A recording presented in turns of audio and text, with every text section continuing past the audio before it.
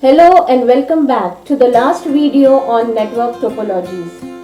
If you have missed my previous videos on topologies, please click on the link given below.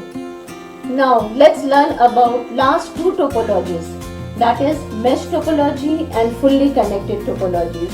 These topologies are used for long distance networking. So let's discuss about it. In mesh topology, each node is connected to more than one node to provide an alternate route if any node or system is down or busy. But in fully connected topology, each and every node is directly connected to the other node in the network. These topologies are extension of point-to-point network. Communication takes place between any two nodes on the network either directly or by passing through the other nodes connected to it. This is required in case a transmission line or node fails in a network. These are considered as the best topologies because they provide extensive backup and rerouting facilities. Advantages of these topologies are: communication is very fast between any two nodes as signal may reach quickly if the route of the destination node is short. Transmission is very reliable as there are many routes through which data or signal can travel.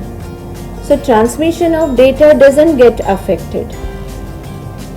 It provides security and privacy of data as signals travel along dedicated links or the transmission lines. Dedicated links are used so each transmission link can carry its own data load. So these topologies can face heavy traffic of signals.